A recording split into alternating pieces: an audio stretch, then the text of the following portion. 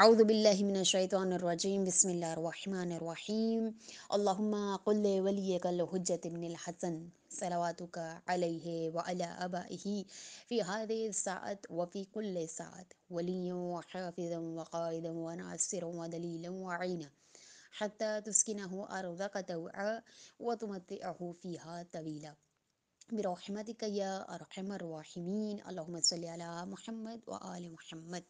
السلام علی الحسین وعلی علی ابن الحسین وعلی اولاد الحسین وعلی اصحاب الحسین اللہم صلی علی محمد وآل محمد۔ اللہم رزقنی شفاعت الحسین یوم الورود، اللہم رزقنی شفاعت الحسین یوم الورود، اللہم رزقنی شفاعت الحسین یوم الورود، اللہم صلی علی محمد وآل محمد۔ اعوذ باللہ من الشیطان الرجیم بسم اللہ الرحمن الرحیم والتین والزیتون وطور سینین وهذا البلد الامین ولقد خلقنا الانسان فی احسن تقویم صلوات اللہم صلی علی محمد وآل محمد۔ عزیزان محترم، سامعین گرامی قدر، آپ کے سامنے جس سورہ کو پڑھنے کا شرف حاصل ہوا ہے، سورہ تین کی تلاوت آپ کے سامنے پڑھی، جس میں خداوند متعال فرما رہا ہے وَلَقَدْ خَلَقْنَا الْإِنسَانَ فِي أَحْسَنِ تَقْوِيمٍ، یعنی کہ بتحقیق ہم نے انسان کو احسن تقویم پر خلق کیا ہے۔ دیکھیں، یعنی خداوند متعال کی ذات فرما رہی ہے کہ ہم نے انسان کو احسن تقویم پر خلق کیا ہے، یعنی انسان کس طرح خلق ہوا ہے۔ ویسے تو ہم جتنا جانتے ہیں عزیزان محترم، ہمیں پتہ ہے کہ خدا نے انسان کو مٹی اور پانی سے خلق کیا ہے۔ انسان کی اگر دیکھیں آپ، جو اس کی پیدائش ہے وہ نجس نطفے سے ہوتی ہے۔ نطفہ ہوتا ہے، نطفے سے علقہ، پھر مضغہ، یہ مراحل ہیں انسان کو خلق کرنے کے، انسان کے پیدا ہونے کے مراحل۔ پہلے نطفہ ٹھہرتا ہے ازدواجی زندگی کے میاں بیوی جو شوہر آپس میں جو تعلقات قائم کرتے ہیں، اس کے بعد جو نطفہ ٹھہرتا ہے، اس نطفے سے علقہ بنتا ہے، پھر مضغہ بنتا ہے، پھر گوشت کا ٹکڑا، کہ خدا کہہ رہا ہے کہ ہم نے اس گوشت کے ٹکڑے کے اندر جان ڈالی ہے، یعنی ہم نے کیا احسن تقویم پر انسان کو خلق کیا ہے۔ تو عزیزان محترم، خدا نے انسان کی اتنی اچھی تخلیق کی ہے، لیکن انسان کی بنیاد کیا ہے؟ نجس نطفہ۔ اور جب انسان کو خلق کر دیا، انسان کو پیدا کر دیا، پھر اس کو جب انسان بنایا تو اس کو ہر چیز کی تمیز بتائی، پاکی کی تمیز بتائی، اس کو صاف رہنے کی تمیز بتائی، احکامات بتائے کہ کس طرح سے تم نے خود کو پاک رکھنا ہے، تم نے کس طرح سے وضو میں رہنا ہے، تم نے کس طرح سے مانوی طہارت کرنی ہے، کس طرح سے روحانی طہارت کرنی ہے۔ صرف جسم کو پاک کر لینا عزیزان محترم، صرف جسم کو پاک کر لینا کام نہیں کرے گا جب تک آپ نے روح کو پاک نہ کیا۔ روح اور جسم آپس میں جڑے ہوئے ہیں، بالکل ایسے جس طرح لازم و ملزوم ہوتے ہیں کہ ایک نہ ہو تو دوسرا بھی نہیں، کیونکہ اگر جسم ہو اس میں روح نہ ہو تو بیکار ہے جسم، روح ہو اور اس کے ساتھ جسم نہ ہو تو جسم بیکار ہے۔ تو یہ دونوں آپس میں لازم و ملزوم ہیں، ان دونوں کا ہونا ضروری ہے۔ اگر روح نکل جائے تو جسم کو آپ قبر میں پھینک آتے ہیں، جا کے قبر میں ڈال دیتے ہیں، کیونکہ وہ کسی کام کا نہیں رہا۔ اور اگر صرف روح ہو جسم نہ ہو تو اس روح کی جو ہے وہ روح ہمیشہ رہتی ہے۔ اور خداوند متعال فرما رہا ہے کہ جب محشر کا دن ہوگا، جب قیامت کا دن ہوگا تو خداوند متعال کی ذات مردوں کو اس زمین سے نکالے گی، قبروں سے نکالے گی۔ اب لوگ اشکال کرتے ہیں عزیزان محترم کہ کس طرح خداوند متعال مرے ہوئے انسان کو زندہ کرے گا؟ جس نے پہلی خلقت اتنی احسن کی ہے تو کیا وہ دوسری بار نہیں زندہ کر سکتا؟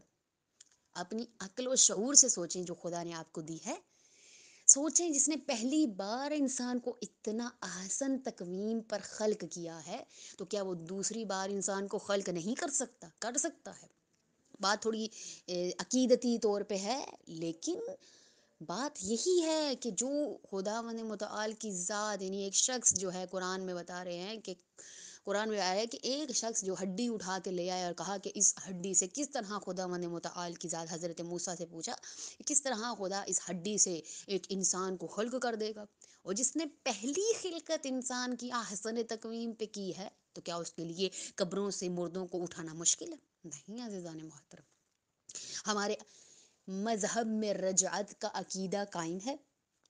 رجعت کے حوالے سے آپ کے سامنے بیان کرتی چلوں کہ بہت سے اہل تشیع بہن بھائیوں کو نہیں پتہ ہوتا، خواتین مردوں کو نہیں پتہ ہوتا کہ رجعت کیا ہے۔ رجعت کا عقیدہ عزیزان محترم یہ ہے کہ ہم قبروں سے اٹھائے جائیں گے، یعنی کہ جو شخص اس دنیا سے چلا جاتا ہے اور وہ ناصرین میں شامل ہونا چاہتا تھا، اب دیکھیں کتنے شہید شہداء کتنے اس دنیا سے گئے ہیں، ناصرین جو بننا چاہتے ہیں امام زمانہ علیہ السلام کے، جب امام زمانہ علیہ السلام آئیں گے تو یہی لوگ جو ہیں وہ قبروں سے اٹھائے جائیں گے امام کی نصرت کے لیے، امام کی مدد کے لیے، ان کے لیے رجعت ہوگی۔ یعنی وہ کہ جو مر چکے ہیں، جن کے دلوں میں ولایت امیر المومنین نہیں تھی، جو جاہلیت کی موت مر چکے، رسول خدا کی حدیث کے مطابق جنہوں نے معرفت امام زمانہ حاصل نہیں کی، وہ نہیں اٹھائے جائیں گے قبروں سے۔ وہ کہ جو ولایت رکھتے ہیں، وہ کہ جو معرفت امام زمانہ رکھتے ہیں، ان کی خلقت ہوگی۔ ان کے حوالے سے یہاں پہ اس آیت میں بار بار کہا جا رہا ہے کہ خلقنا الانسان فی احسن تقویم، یعنی انسان کو ہم نے احسن تقویم پہ خلق کیا ہے۔ خدا فرما رہا ہے کہ ہم نے انسان کو کتنا خوبصورت خلق کیا، انسان کے لیے اس کائنات کو خلق کیا، لیکن انسان کو صرف اپنی عبادت کے لیے خلق کیا ہے۔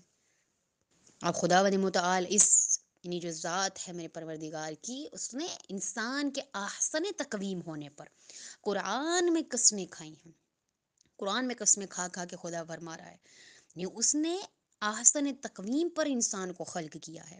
پروردگار نے انسان کو جب احسن تقویم پر بنایا تو پوری کائنات کو، جس کو انسان، یعنی یہ ساری کائنات ایک انسان کو سجدہ کر رہی ہے، کیونکہ انسان اس کائنات میں سب سے الگ ہے۔ ایسی، یعنی ہر چیز آپ دیکھیں، لیکن سب سے عجیب ترین چیز کائنات میں انسان، کہ ہر چیز سے بہتر ترین خدا نے انسان کو بنایا ہے۔ کیوں خدا فرما رہا ہے کہ انسان اشرف المخلوقات ہے؟ اگر وہ عبادت میں، اگر وہ شخص جو عبادت میں اللہ تک پہنچ جاتا ہے، وہ اشرف المخلوقات ہے۔ پوری کائنات میں اگر کسی چیز کو دیکھا جائے تو صرف انسان کے لیے کہا گیا ہے کہ انسان اشرف المخلوقات ہے۔ اب کس انسان کی بات ہو رہی ہے؟ اشرف المخلوقات کون ہے؟ تو یہاں پہ ذکر کرتی چلوں کہ امیر المؤمنین کی ذات اشرف المخلوقات ہے، جو ملائکہ سے بھی افضل ہے، جو انبیاء سے بھی افضل ہے، جو رسولوں سے بھی افضل ترین ہستی ہے، وہ امیر المؤمنین کی ذات ہے۔ کیوں؟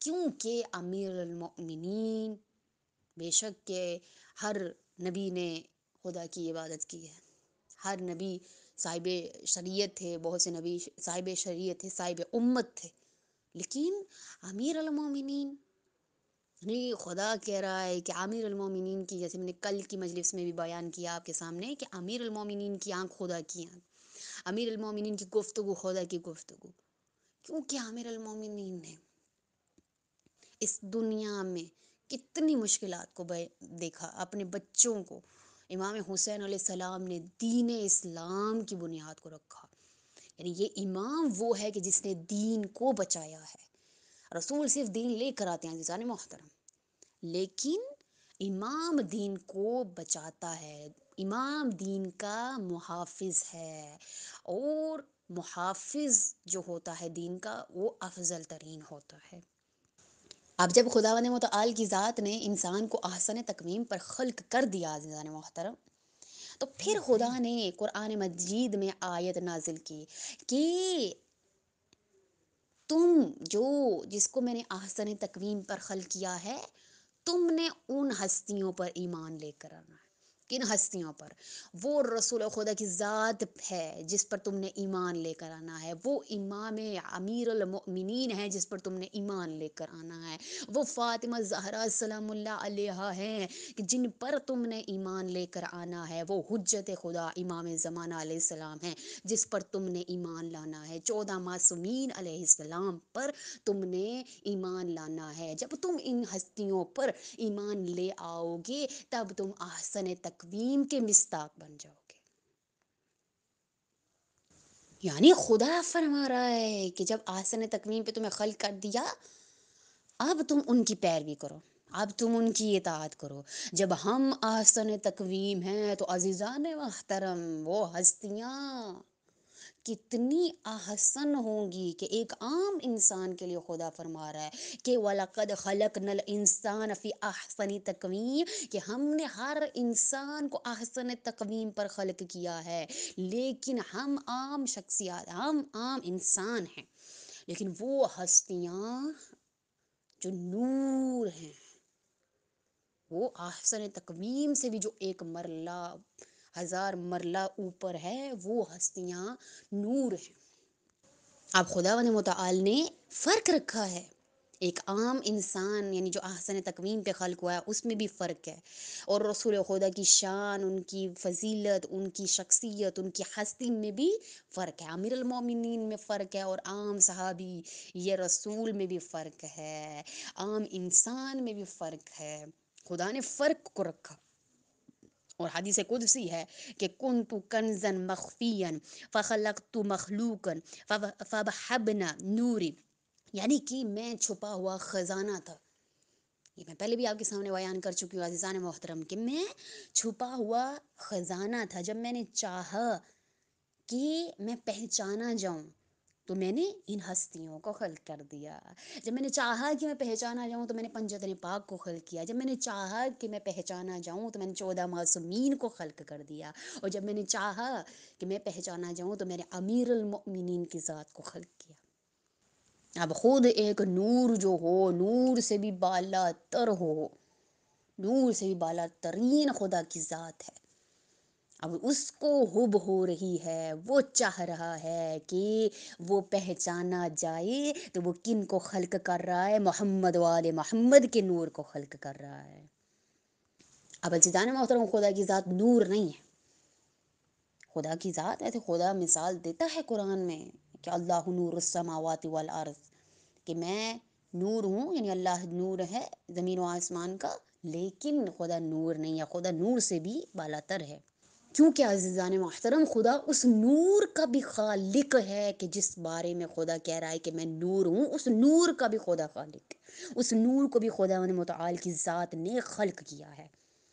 اب عزیزان محترم ہم دنیا سے کہتے ہیں کہ ہمیں توحید سمجھانے کی کوشش نہ کی جائے، کیونکہ ہم نے توحید ان سے لی ہے جو توحید کے چشمدید گواہ ہیں، ہم نے توحید ان سے لی ہے کہ جنہوں نے اپنی آنکھوں سے خدا کو دیکھا ہے،